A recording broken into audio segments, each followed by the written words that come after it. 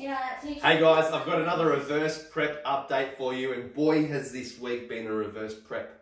The house has been sick, so if the kids have been sick, my little one, Logs, she's decided not to sleep for about 5 days, and the cold has really set in here in Dubbo.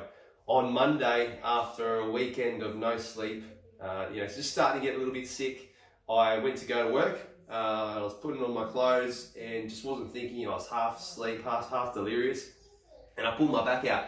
Now, this is something that I've never done before, putting on clothes. So it really stuck out in my mind, and I thought I'd tell my coach that I wasn't up to training this week. I felt as though I needed a break, and a break was exactly what I needed.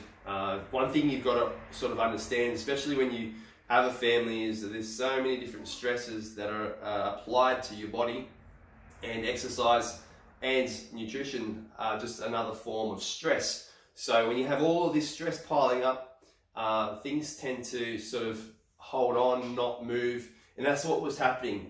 If you go back to my other prep updates, I was losing a couple of 100 grams here and there, or I was going backwards a little bit, which is normal. But after 1 week of total rest, so no training, just a little bit of activity, I've dropped 1.5 kilos.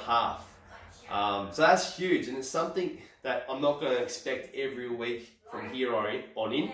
There's probably a multitude of factors for such a big drop in weight, but it was really interesting to tell you guys that just a little bit of rest has really reset my body.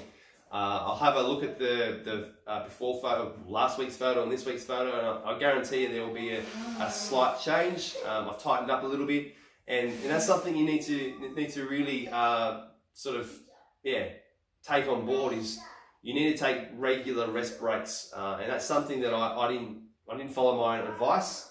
I've been training pretty intensely for the last 18 months, very hungry to get on stage, really lean, and my emotion blurred the lines a little bit. I didn't take as many rest breaks as I probably should have, and it's resulted in this. So at the moment, my plan is to just keep resting while it feels good, keep resting while my weight keeps coming down, and return to training when I feel like I'm ready.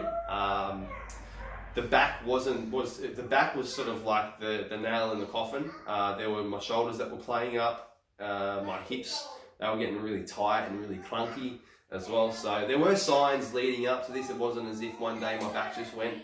I've been hammering my body with progressive overload for 18 months, and I've been getting the same program and doing the same program again, and making sure my weights are heavier than last week's or last program's that week's weight. So yeah, I've been training really hard, and sometimes that does stress you out, get on top of you, and you need to take that time to rest and reset, especially when you have kids, especially when you've got a family, because like I said, exercise and nutrition just basically piles on top of all the other stresses there are in life. So I hope you enjoyed today's update.